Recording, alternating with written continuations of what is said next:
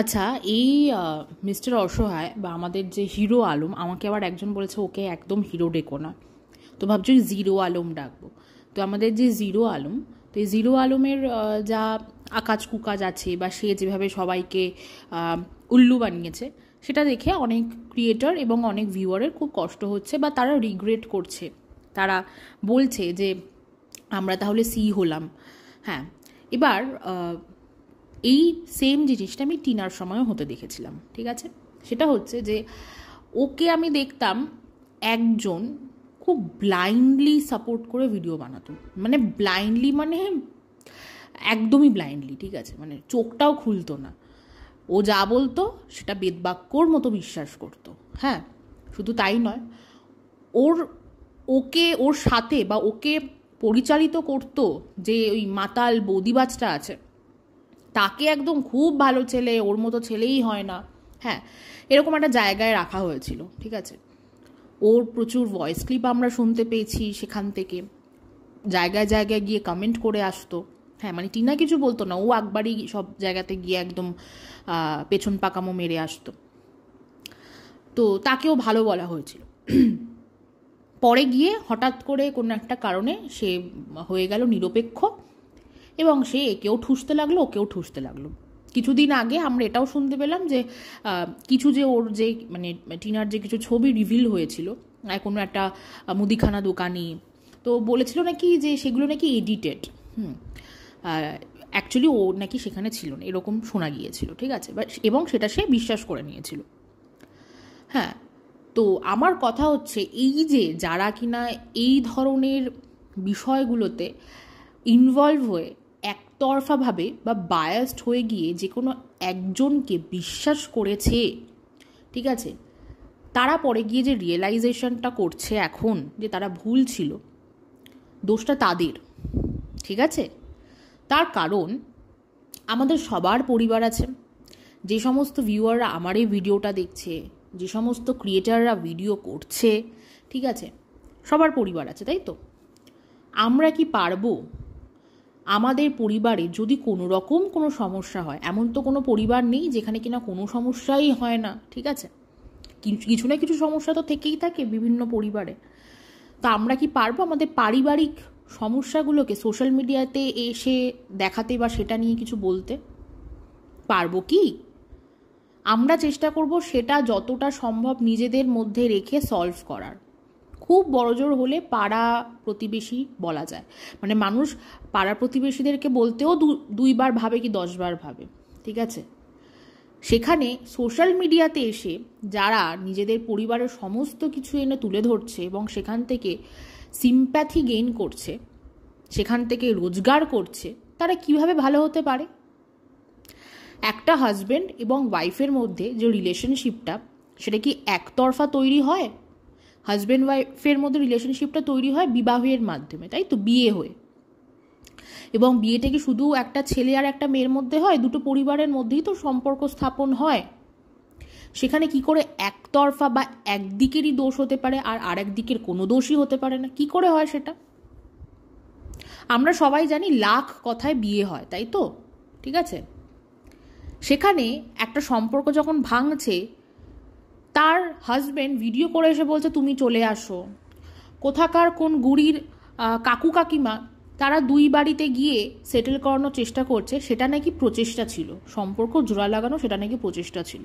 অথচ বিয়ের পাকা কথাটা হয়েছে কিন্তু দুই বাড়ির বড়দের ডিসকাশনে বসে, মানে একসাথে তারা একটা জায়গায় বসে ডিসকাস করে বিয়ের পাকা কথা করেছে, তারপরে বিয়েটা দিয়েছে। আর সংসার যখন ভেঙে গেল তখন জোড়া লাগাচ্ছে কে? একটা থার্ড পার্সন এসে ভিডিওর মাধ্যমে বলে, ফোন করে সেটাকে জাস্টিফাই দেওয়া, মানে সেটাকে জাস্টিফিকেশান দেওয়া হয়েছিল। আবার ওইদিকে মেয়েটা একটা মাতালের মানে কথা ইনফ্লুয়েন্সড হয়ে গিয়ে কিছু ডেসপারেট হয়ে কিছু কথাবার্তা বলেছে ভিডিওতে, কিছু কাজকর্ম করেছে, সেটাকেও হাতে গোনা কিছু মানুষ সাপোর্ট করেছিল। তারপরে যখন তারা ভুল প্রমাণিত হলো, ভুল, এখন দোষটা হয়ে গেল সেই ক্রিয়েটারদের, তাদের কোনো দোষ নেই। আমি এর আগেও একটা ভিডিও বানিয়েছিলাম এরকমই, এখনও বলছি, সব দোষ ঝেড়ে ফেলে দেওয়া যায় না। আমরা যদি আমাদের অপোজিটের থাকা মানুষটাকে সুযোগ দিই বোকা বানানোর, তাহলে তারা বোকা বানাবেই, কারণ তারা সুযোগটা পেয়েছে। আজকে শুরু করি আমি টিনাকে দিয়েই।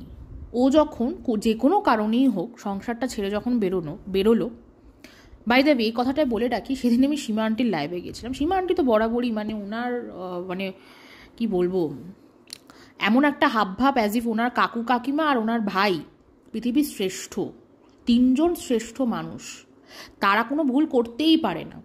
একটা ওই নোরাকাণ্ডের কিছু মিনিটের হয়তো একটা ভিডিও দেখেছে, সেটা দেখে পুরো 5 বছরের সংসারে কি হয়েছিল, তার আগে কি হয়েছিল সব অ্যানালিসিস করা হয়ে গেছে। মানে আমি ভাবি এই ধরনের মানুষেরা ইউটিউবে বসে কেন এরকম ভিডিও করছে চেঁচিয়ে চেঁচিয়ে? তাদের তো নাসা থেকে ডাকা উচিত, তাই না? বা তাদের তো বিদেশ থেকে ডাকা উচিত যে আসো ভাই, থিসিসগুলো লিখে দিয়ে যাও, তোমার এত অ্যানালাইজ করার এত পাওয়ার, তুমি কয়েক মিনিটের ভিডিও দেখে 5 বছরের সংসারে একজনই খারাপ ছিল আর সবাই ভালো ছিল, তুমি অ্যানালাইজ করতে পারছো, তুমি আসো এসে থিসিস পেপারগুলো রেডি করে দিয়ে যাও। আমাদের সব রিসার্চাররা হাঁপিয়ে যাচ্ছে সারাদিন এত কাজকর্ম মাথা খাটিয়ে। তো যাই হোক, যেটা বলছিলাম সেটা হচ্ছে যে ও সেই সংসার থেকে বেরিয়ে গেল। আমি যতদূর জানি এবং আমি যতদূর বুঝেছি ওর প্রথম ভিডিওটা দেখে, এবং প্রথমের দিকে যে ঘটনাগুলো ঘটলো, যে মিস্টার অসহায় কান্নাকাটি করে ভিডিও করলো, ও তার প্রায় 1-2 সপ্তাহ পর এসে একটা ভিডিও করলো। আমি যেটা বুঝেছি সেটা হচ্ছে মেবি শি ওয়াজ ওয়েটিং, ঠিক আছে, যে হয়তো ঝামেলাটা মিটে যাবে, হয়তো ও আবার শ্বশুরবাড়ি ফিরে যাবে। তারপরে তো দেখা গেল, তারপর তো যা হওয়ার এখনও চলছে। তারপরে ওর মধ্যে যে সেলিব্রিটি ভাবটা এসেছিল, সেলিব্রিটি ভাব, অটোগ্রাফের অভাব। হ্যাঁ, একটা সাইকেল চালিয়ে একজন উকিলের কাছে গিয়ে কিছু কাগজপত্রে লেখালেখি করে বলছে যে এই যে আমাকেই যে মানুষটা ভালোবাসে বা আমার ভালোবাসার মানুষটা আমার পাশেই আছে, একটা বৌদিবাজ, ঠিক আছে, মানে সে একেবারে তখন ভাবলো যে আমি আকাশে চাঁদ পেয়ে গেছি হাতে, ঠিক আছে। তো সেখান থেকে বেরিয়ে এসে সে ভুল করলো, সে ভ্যালেন্টাইন্স ডে সেলিব্রেট করলো, তার মা তাকে সেই ভ্যালেন্টাইন্স ডে সেলিব্রেশনের জন্য সাজিয়েও দিল, সে সেলিব্রেশনও করলো। তার আগে তার দাদার বিয়ের সময় নাকি তার দাদা মেরে ধরে তাড়িয়েও দিয়েছিল যাতে তার বউ বিগড়ে যায়। আরে কি ভালোবাসা, ঠিক আছে, মানে তার বউয়ের ওপর এইটুকুও বিশ্বাস নেই, সে ভাবতে তার বউ যদি ইনফ্লুয়েন্স হয়, যাই হোক, তো তার দাদা মেরে ধরে তাড়িয়ে দিল। তার অ্যাবসেন্সে সে বাইরে রয়েছে, বাড়ির মেয়ে বাইরে কোথায় আছে কি নেই, বাড়ির লোকের কোনো সেটা নিয়ে কোনো চিন্তা ভাবনা নেই। বাড়ির লোক বাড়ির ছেলের বিয়ে সেলিব্রেট করছে, নেচে গান করে কত সেলিব্রেশন হলো। হ্যাঁ, আপনারা একটু বলুন, একটা ভদ্র সভ্য সমাজে বা একটা ভদ্র সভ্য, আমি সমাজটাকেও ইনক্লুড করছি না, একটা ভদ্র সভ্য শিক্ষিত পরিবারে যদি বাড়ির মেয়ে বাড়ির বাইরে থাকে একা, কেউ পরিবারের কেউ সাথে নেই, ঠিক আছে, আপনারা শান্ত থাকতে পারবেন? আপনারা মাথা ঠান্ডা রাখতে পারবেন? বা আপনারা কোনো সেলিব্রেশন করতে পারবেন কোনো রকম? হ্যাঁ, আমি তো জানি না, আমি নিজে যেহেতু একজন কন্যা সন্তান, আমি আমার মা বাবার কন্যা সন্তান, আমার মা বাবা তো আমাকে নিয়ে প্রচণ্ড পজিটিভ এবং আমাকে নিয়ে প্রচণ্ড টেন্স থাকে আমার সিকিউরিটি নিয়ে। প্রতিটা সময় আমাকে বলে যেখানে যাবি সাবধানে যাবি, বেশি রাত করবি না, ঠিক আছে।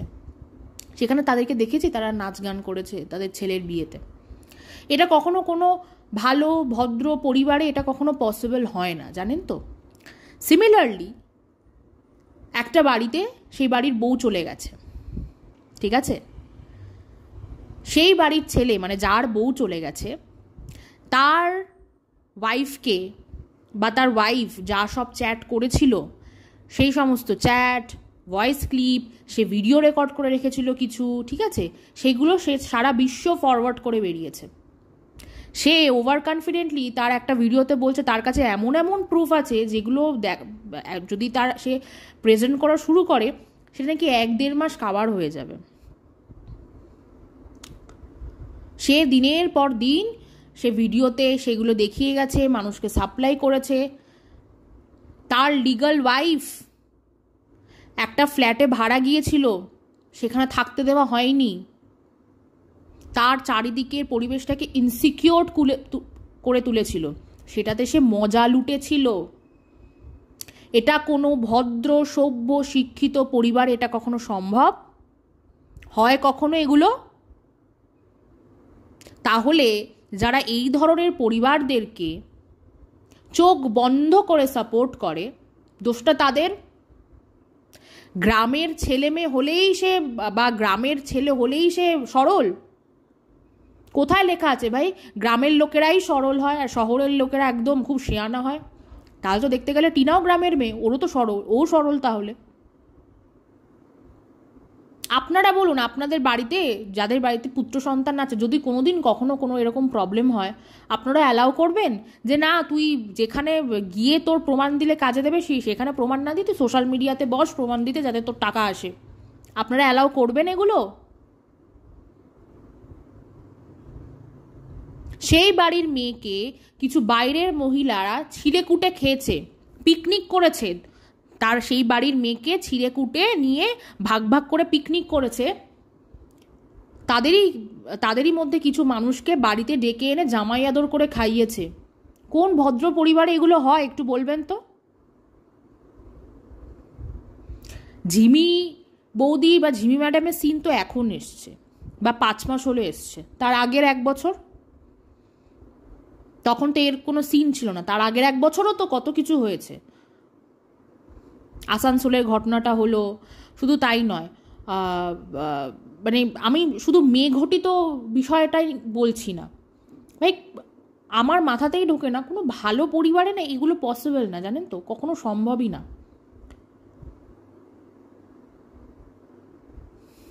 দেখুন, ভ্লগ মানে আমি শুচ্ছি সেটাও দেখাবো, ওটা ভ্লগ নয়। যেটুকু মানুষকে প্রেজেন্ট করা যায় সেটুকুই মানুষ ব্লগিংয়ের মাধ্যমে তুলে ধরে। এই যে কিছু ভ্লগার আছে যাদের পেটে নেই বিদ্যা আর হাতে আছে কাঁচা কাঁচা টাকা, তার ভাবে আমি যা পারবো ভ্লগে দেখাবো, যেটা থেকে আমার টাকা আসবে ওটাই আমি দেখাবো, যেটা থেকে আমার টাকা আসবে না সেটা আমি দেখিয়ে বেকার কি হবে আমার? আমি এত ভদ্র হয়ে কি করব? এত সম্মান নিয়ে আমার কি হবে? আমার তো টাকা দরকার।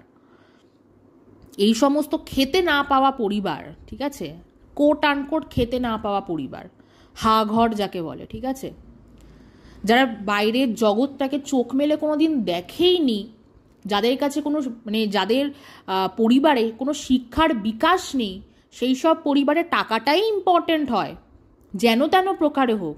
যার 3 লাখ টাকা বাইক কেনার মুরদ আছে, ঠিক আছে, যার রিসর্টে গিয়ে কস্টলি রিসর্টে গিয়ে তার সব সেলিব্রেশন করার মুরদ আছে, সে এসে ভিডিওতে এসে ন্যাকা কান্না কাঁদছে, তার টাকা নেই, তার জমানো টাকা শেষ হয়ে গেছে, তার এই হয়েছে ওই হয়েছে, কত কান্না। আজকে সীমান্তে একটা ভিডিও করে বলছে যে টিনা ন্যাকা কান্না কাঁদে বা নাকে কাঁদে, ঠিক আছে, তো ও তোর বরের থেকেই শিখেছে বা ও তোর লিগাল হাজব্যান্ডের থেকেই শিখেছে কি করে নাকে কাঁদতে হয়। যতই থাকুক মানে সেটাতে কিছুতেই পোষায় না, আরও চাই, আরও দাও। তাহলে এই মুহূর্তে দাঁড়িয়ে তো এত কষ্ট পাওয়ার কিছু নেই। অনেকে আবার ওই বয়স্ক ভদ্রলোক আর ভদ্রমহিলা, এই হিরো আলমের মা বাবা, তাদের আচরণটা নিয়েও অনেকে খুব কষ্ট পাচ্ছে যে তাদেরকেও তো ভালো ভেবেছিলাম, তারাও ফাইনালি এরকম এই বিষয়গুলোকে সাপোর্ট করছে, তারাও এক্সপেক্ট করেনি। এক্সপেক্ট না করার কি আছে একটু বলবেন তো? এই যে মহিলাটা লীলা দেবী কিছু জেনারেশনাল ট্রমার শিকার হয়েছে। তার শাশুড়ির থেকে সে যথেষ্ট অত্যাচারিত হয়েছে একটা সময়। হ্যাঁ, মানে তাকে প্রচণ্ড পরিমাণে খাটানো হতো, মানে সে এখন যে পরিমাণ খাটে তার প্রায় 100 গুণ বেশি সে খাটতো।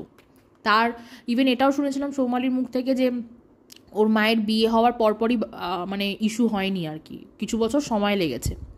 সেটা নিয়েও ওনাকে প্রচণ্ড কথা শুনিয়েছে এবং প্রচুর অত্যাচারও হয়েছে ওনার ওপর নাকি, ঠিক আছে। তারপরে তো গ্রামের বাড়ি, চাষি পরিবার, প্রচুর খাটাখাটনি হতো। তার বাচ্চা হওয়ার পর বাচ্চাকে খাওয়ানোর সময় পর্যন্ত তার কাছে ছিল না, তার উপর আবার কন্যা সন্তান হয়েছিল, ঠিক আছে। তো সে প্রচুর অত্যাচার সহ্য করেছে। তার উপর তার হাজব্যান্ডও সেরকম ক্যাপাবল ছিল না যে তার পাশে এসে দাঁড়াবে বা তাকে সাপোর্ট করবে। তার নিজের মা বাবার মুখের ওপর কথা বলার মতো কোনো রকম সাহস ছিল না তার হাজব্যান্ডের। সুতরাং সে হাজব্যান্ডের দিক দিয়েও আনস্যাটিসফাইড ছিল, ঠিক আছে। তো তো সে যখন তার বাড়িতে বউ আসলো, সে মনে করলো আমি 100টা ট্রমার শিকার হয়েছি, আমি সেখান থেকে 10টা ট্রমা কমিয়ে দিলাম, 90টা ট্রমা ভাই নিয়ম, তোমাকে মেনে চলতে হবে। সে বিশাল মহৎ কাজ করে ফেললো। একটা ভিডিও আছে, সে ভিডিওটাতে দেখা যাচ্ছে যে টিনা ওর হাজব্যান্ডের সাথে মানে হিরো আলমের সাথে কিছু কি বলে একটা মনোমালিন্য হচ্ছে, যে বিকেলবেলা বেরিয়েছে, রাত্রে ফিরেছে, একটা তর্কাতর্কি হচ্ছে বা ঝগড়া হচ্ছে, ঠিক আছে। সেখানে উনি পেছনে বসে বসে বলছে যে আমি সবসময় বলি ওকে চুপ থাকতে, মানে টিনাকে চুপ থাকতে বলি, কারণ ও তো ছেলে মানুষ, ও বলুক, এটা নাকি নিয়ম, এটা নাকি সংসারের নিয়ম। ভিডিওটাতে যাবেন, গেলে স্পষ্ট দেখা যাবে উনি বলছেন এটা নাকি সংসারের নিয়ম। মানে এগুলো নিয়মের খাতায় ভাই। তুমি মেয়ে মানুষ, তুমি চুপ করে থাকো, ছেলে মানুষ ও যা খুশি তাই বলুক, ও যা খুশি বলবে, যা খুশি করবে, একটা মেয়ে চুপ থাকবে। এভাবে সংসার হয়? হাজব্যান্ড ওয়াইফের মধ্যে যে কোনো মানুষ থার্ড পার্সন, মা বাবা সন্তান বন্ধু বান্ধব আত্মীয় স্বজন সবাই থার্ড পার্সন একটা হাজব্যান্ড ওয়াইফের সম্পর্কে। সেখানে উনি সব সময় ওই দেবাদেবীর বেডরুমে গিয়ে বসে আছে। বাড়িতে এতগুলো ঘর থাকতেও ওনার ওটাই ডেস্টিনেশন। একটা রিল আছে, দেখবেন, একটু পুরনো জায়গায় গিয়ে দেখতে পাবেন, ঠিক আছে। তখন ওদের সংসার ভাঙে টাঙেনি, বাচ্চাটা অনেকটাই ছোট, ওই অগাস্ট সেপ্টেম্বরের দিকে আর কি। বাচ্চাটা মধ্যরাতে ঘুম থেকে উঠে গেছে, ঠিক আছে, সেটা টিনা ভিডিও করেছে, দেখো মাঝরাতে উঠে দুষ্টুমি করছে, মানে বাচ্চাটা উঠে আবার বসে বসেই ঝিমোচ্ছে, কিন্তু উঠে গেছে, ঠিক আছে, বসে পড়েছে। দেখা যাচ্ছে পাশেও ঠাম্মি মানে লীলা দেবী শুয়ে আছে, ঠিক আছে। মানে আমি বুঝি না, নাতি বুঝলাম যে আসলের থেকে সুদের দাম বেশি। এত কিসের ভালোবাসা? মানে সারাদিন, মানে 24 ঘন্টার মধ্যে আমি ধরে নিলাম উনি মানে রাতে ঘুমটুকু ছাড়া 8 ঘন্টা ঘুমায়, 16 ঘন্টা উনি নাতিকে পাচ্ছেন। মানে সারাদিনটা কি কম পড়ছে নাতির জন্য ভালোবাসা বা নাতিকে আদর করার জন্য, যে রাত্রেও তার সাথে শুতে হবে?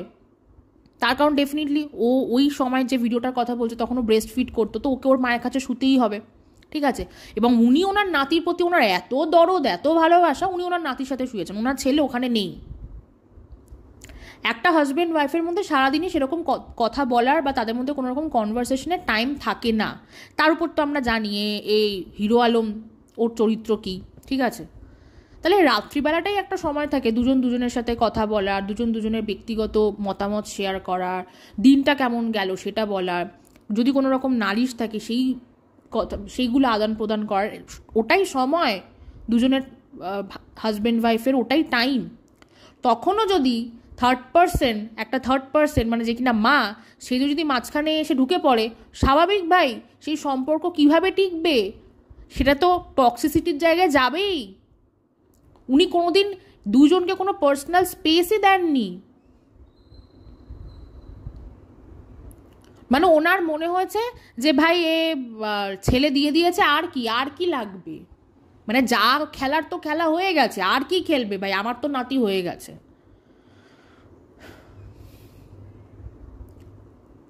সুতরাং এখানে কেউ ধোয়া তুলসী পাতা না, কেউ না। কোনো ভালো বাড়ি মেয়েকে, মানে কোনো ভালো পরিবার তাদের মেয়েকে অত অল্প বয়সে বিয়ে দেয় না। আজকালকার যুগে পড়াশোনাটাই আসল, পড়াশোনা এবং পড়াশোনা থেকে সেটাকে খাটিয়ে যে রোজগারটা হয়, ঠিক আছে, সেটাই আসল। যার পেটে বিদ্যা নেই, যে পড়াশোনা বেশি দূর করেনি, ভাই তার মূল্য সমাজে এখন অনেকটাই কম, অনেকটাই কম। পেটে বিদ্যা না থাকলে চিরকাল এর ওর ওপর ডিপেন্ড করে থাকতে হয়, অন্যের মুখাপেক্ষী হয়ে থাকতে হয়। এই যেমন দেখুন না, এই টিনু আর এই হিরো আলম দুজনেই, হিরো আলমের টাকায় একটু পকেটে টান পড়লেই ভিউয়ারদের মুখাপেক্ষী বসে থাকে, যে একটু সিম্প্যাথি কার্ড গেম খেলবো, একটু দেখাবো যে আমার খুব খারাপ সময় চলছে, কিছু ভিউয়ার এসে দয়া দাক্ষিণ্যে কিছু দেবে, সেটা দিয়ে আমি আবার ফুলে ফেপে উঠবো, ঠিক আছে, ভিউজও হবে সেখান থেকে, ঠিক আছে। এদিকে টিনু ও এগুলো পাবলিকালি করতে পারে না, বাট ও সবসময় পার্সোনালি কাউকে না কাউকে আশেপাশে লাগে যে কিনা ওকে ঠেকনা দেবে। দেখুন এখন ওর যে বয়স, বাচ্চা বলা চলে না, ও আমার থেকে ছোট, বাট এমন কিছু ছোট না। ওর বয়সে আমি অলরেডি তখন আমি মানে একা রয়েছি, পুরো একটা গোটা শহরে আমি একা, আমার পরিবারের থেকে দূরে, ডিসিশনটা আমার নিজের ছিল, ঠিক আছে, চাকরি সূত্রে। সুতরাং ও এমন কিছু বাচ্চা না। এখনকারের মেয়েরা 21 বছর বয়সে বাড়ি থেকে বেরিয়ে গিয়ে তারা অলরেডি তাদের ওয়ার্কিং লাইফ স্টার্ট করে দেয়। বড় বড় মেট্রো সিটিতে তো 18-19 বছরের মেয়েরা কাজ করা শুরু করে দেয়, মানে বাইরের জগতের সাথে তাদের মেলামেশা শুরু হয়ে যায় 18-19 বছর বয়স থেকে। সুতরাং ও এখন কারেন্টলি এমন কিছু ছোট নয়, কিন্তু ও এখনও এর ওপর ডিপেন্ডেন্ট, যে কারণে এখনও কত প্রবলেমের মানে আননেসেসারি প্রবলেম ফেস করছে। একটা বিজনেস শুরু করেছে, সেই বিজনেসের প্যাকিংয়ের কাজ নিজে করছে, অপারেশনসের কাজ একটা চোরের ঘাড়ে দিয়ে দিয়েছে, নে চোর, তুই এমনি চোর, নে আরও চুরি কর তুই, ঠিক আছে, তার ঘাড়ে অপারেশনসের কাজের দায়িত্ব দিয়ে দিয়েছে। কি করে হয়? ওটাই তো আসল। ফিন্যান্স আর মিল, ঠিক আছে, এই দুটো সব থেকে পার্সোনাল জিনিস, সব থেকে বেশি কনফিডেন্সিয়াল জিনিস, সেগুলো নিজের হাতে রাখা উচিত। প্যাকিং অন্যের হাতে দেওয়াই যায়, 2-3টে ভাঙাচোরা জিনিস যাবে, কমপ্লেন আসবে, বকাঝকা দাও, শুধরে যাবে, ব্যাস। ও আসল দুটো জিনিসে ছেড়ে দিয়েছে, ও অন্য যে জিনিসটা অতটাও ম্যান্ডেটারি না, ও প্যাকিং করতে বসে গেছে। নাও ঠেলা সামলাও। তাহলে আপনি কাকে ছেড়ে কাকে ভালো বলবেন? তবে হ্যাঁ, আমি এই টিনার মধ্যে একটা হিউজ পরিবর্তন দেখেছি। ও ওই শুরুর দিকে ওর মধ্যে যে সেলিব্রিটি ভাব ছিল, অটোগ্রাফের অভাব, যে একটা আমি হিরোইন, আমি বিশাল কিছু তীর মেরে নিয়েছি যে হাবভাবটা দেখাতো, সেটা এখন আর ওর মধ্যে দেখা যায় না। ও বুঝে গেছে, ওর রিয়ালিটি চেক অনেকটাই হয়ে গেছে। ও মানুষ একেবারেই চিনতো না, ও এখন একটু হলেও মানুষ চিনতে শিখে গেছে, বা মানুষ চিনেছে। এখন আমি লাস্ট কয়েক মাসে আমার কিছু মানুষের সাথে কথা হয়েছে যারা কিনা ওর সাথে কথা বলার চেষ্টা করেছে, ঠিক আছে, কিন্তু ও তাদেরকে অতটা বার্তা দেয়নি। সুতরাং ও বুঝে গেছে কতটা কি বলতে হবে, কোথায় কতটা কি চলতে হবে। বাট এখন ওর মধ্যে ওই মেন্টালিটিটা যায়নি যে মানে ওই একা পুরোপুরি আমাকে একা চলতে হবে, এই মেন্টালিটি ওর মধ্যে এখনও অবধি সেভাবে আসেনি, তবে এসে যাবে, সেটা খুব ভীষণ দরকার। তবে এই হিরো আলমের অ্যাটিটিউড প্রথম দিন যা ছিল আজকেও তাই আছে। সব সময় ওর কাছে নাকি টাকা থাকে না, ঠিক আছে, ওর কাছে টাকা নেই, এতই যখন প্রচুর, তো শুনলাম নাকি প্রচুর এভিডেন্স আছে। কেন ভাই, এই এভিডেন্সগুলো দেখালেই তো অ্যালুমিনি অ্যামাউন্ট নেগোশিয়েট করা যায়। হ্যাশট্যাগ পরকিয়া করে নাকি বেরিয়েছে, করুক না, প্রমাণ গিয়ে পরকিয়া করে বেরিয়েছে, তার জন্য প্রমাণ করার জন্য এটা দেখাতে হবে যে শারীরিক সম্পর্ক হয়েছিল দুজনের মধ্যে। সেটা দেখাক, ওর কাছে নাকি প্রমাণ আছে, সেইগুলো দেখাক। আসলে ওই যে আবারও বলছি, পেটে নেই বিদ্যা, হাতে কাঁচা টাকা থাকলে মানুষ যে কত কি করতে পারে, সেটা সোশ্যাল মিডিয়া না থাকলে আমরা কোনোদিন অতটা বেশি রিয়ালাইজ করতামই না। আমাদের আশেপাশের সমাজে কি এমন কোনো মানুষ নেই যে যারা পড়াশোনা বেশি দূর শেখেননি কিন্তু নিজেদের পরিশ্রমের জোরে প্রচুর টাকা পয়সা রোজগার করেছে? এরকম তো প্রচুর আছে। কিন্তু সোশ্যাল মিডিয়াতে এসে এই যে ইজি আর্নিং একটা, ঠিক আছে, সোশ্যাল মিডিয়াতে কাজ করা ডেফিনেটলি ডিফিকাল্ট, কিন্তু গায়ে গতরে খেটে যে আর্নিংটা, রক্ত জল করা যে আর্নিংটা, সেটা তো সোশ্যাল মিডিয়াতে হয় না। সোশ্যাল মিডিয়াতে ভিডিও করতে গেলে প্রচুর খাটনি হয়, ঠিক আছে, একটা মাথার ওপরে একটা চাপ থাকে, ঠিক আছে, তবে গরমে রোদের মধ্যে দাঁড়িয়ে, ঠিক আছে, রোজ দৌড়াদৌড়ি করে সোম থেকে শুক্র বা সোম থেকে শনি উইকডেজে দৌড়াদৌড়ি করে যে খাটনিটা, সেটা তো সোশ্যাল মিডিয়াতে হয় না। ফ্লেক্সিবল এখানে ওয়ার্কিং আওয়ারটা, তো এরকম ফ্লেক্সিবল ওয়ার্কিং আওয়ারে ইজিলি টাকা আর্ন করে এরা ধরাকে সরা জ্ঞান করেছে, বোকা বানিয়েছে। মিস্টার হিরো আলম দেখেছে যে ভাই, আমি ছেলের কথা বললেই, আমি মুখ থেকে ছেলের ভবিষ্যৎ, এই দুটো শব্দ উচ্চারণ করলে মানুষ শুয়ে পড়ে, কাঁদতে কাঁদতে লোটাপুটি খায়, আমি যা খুশি তাই করব, সেই সুযোগটার সন্ধান নিয়েছে। আপনারাও কেঁদে কেটে ভাসিয়েছেন, ও ভালো ছেলে। এই রিম্পাদি তো কয়েক মাস আগে 1-2 মাস আগে একজনের লাইভে উঠে বলছে ওর সাথে তো চরিত্রহীনটা যায়ই না। ওরে কি কনফিডেন্স রে বাবা, মনে হচ্ছে যেন নিজের ভাই। আজকাল কেউ নিজের ছেলে মেয়ে, নিজের ভাই বোনকে নিয়েও এত কনফিডেন্স দেখায় না, যেটা কিছু মানুষ দেখিয়েছে। আজকে এই কথাগুলো বলে কি হবে? সুযোগটা তো আপনারাই করে দিয়েছেন যে আসো আমাদেরকে সি বানাও, সব দোষ ঝেড়ে ফেলে দিলে হবে? যারা সংসার করে, যারা বিবাহিত, যারা সংসার করছে, সংসারের কমপ্লিকেশনস বোঝে, তাদের তো এটা বোঝা দরকার ছিল। ভাই দোষ একজনের না, দোষ এখানে দুই পক্ষেরই দোষ, দুজনেই দোষ করেছে। একটা স্বামী স্ত্রীর সম্পর্ক ভাঙছে, সেখানে কি করে একজনের দোষ হতে পারে? এটা তো বোঝা উচিত ছিল।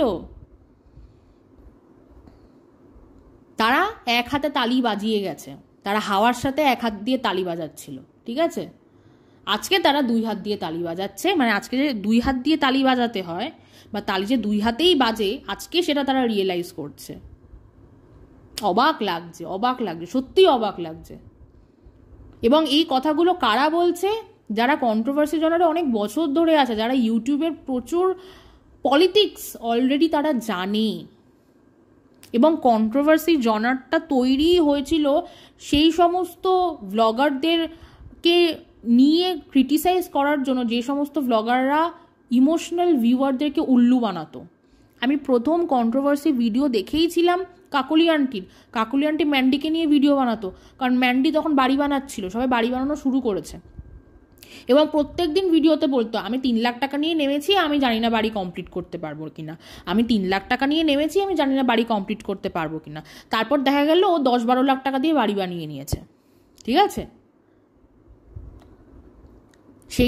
সেই প্রসেসটা বা সেই সময়টাতে আমি প্রথম দেখেছিলাম কাকুলি আন্টির ভিডিও, যে বড় ভ্লগাররা কোথায় কি ভুল করছে সেই ভুলগুলো এনে তুলে ধরতো ভিউয়ারদের কাছে, যে এই দেখুন ও এই কথাগুলো বলছে, আপনারাই বিচার করুন। তাতে কি প্রচুর ভিউয়ারদের চোখ খুলতো, প্রচুর ভিউয়ারদের চোখ খুলতো না। হ্যাঁ, এমনও ক্রিয়েটার দেখেছি যারা কিছুই দেখতে পারছে না একজনের কারোর ব্লগিংয়ে গোপন সূত্রের মারফত ভুলভাল কথা বলে গেছে, এমনও প্রচুর ক্রিয়েটারদেরকে দেখেছি। কিন্তু কন্ট্রোভার্সি জনারটা ক্রিয়েট হয়েছিল যে কিছু ভ্লগার নোংরামি করছে, কিছু ভ্লগার মিথ্যে বলছে, তাদের সত্যগুলো তুলে আনার জন্য, সেটা ভিডিও করেই, ঠিক আছে? কিন্তু পুরো উল্টে গেছে, বিষয়টা পুরো উল্টে গেছে, বায়াসনেসের দিকে চলে গেছে, মানে গ্রুপে ভাগ হয়ে গেছে, কেউ এর পক্ষে কেউ ওর পক্ষে। তাহলে আর কন্ট্রোভার্সি ক্রিয়েটার হওয়ার মানেটা কি হলো? আমি যদি প্রপারলি একটা সিচুয়েশনকে অ্যানালাইজ করতে না পারি, তাহলে একটা ভিউয়ার আর একটা কন্ট্রোভার্সি ক্রিয়েটারের মধ্যে তফাৎ কি রইল? কন্ট্রোভার্সি ক্রিয়েটাররা তো আছে ভিউয়ারদেরকে অ্যাওয়্যার করার জন্য, তারা নিজেরাই অ্যাওয়্যার হতে পারছে না, তারা আবার ভিউয়ারদেরকে কি অ্যাওয়্যার করবে? যাই হোক, একটা কথাই বলবো, এই যে এই সমস্ত যে ব্লগাররা আছে, সোশ্যাল মিডিয়া না থাকলে এরা কোনোদিন এত লাখ লাখ টাকা কামানোর কথা চিন্তাই করতে পারতো না, ঠিক আছে? আজকে সোশ্যাল মিডিয়া বা ইউটিউবের দয়াতে তারা কিছু করে হোক তারা করতে পারছে বা কিছু করে খেতে পারছে, ঠিক আছে? তাদেরকে চোখ বুঝে বিশ্বাস করবেন না। যেখানে শিক্ষার বিকাশ ঘটেনি, ঠিক আছে, সেইখানে মান সম্মান ভদ্রতা এগুলো এক্সপেক্ট করবেন না, একদম এক্সপেক্ট করবেন না। চোখ খুলে দেখুন, চোখ খুলে কান পেতে এই সমস্ত ব্লগারদের ব্লগ দেখবেন, তাহলে আর সি হতে হবে না। যাই হোক, ভিডিওটা এত অবধি রাখলাম। আমার কথাগুলো ঠিক লাগলো না ভুল লাগলো অবশ্যই আপনাদের মতামত কমেন্টের মাধ্যমে জানাবেন। সবাই খুব ভালো থাকবেন। Thank you.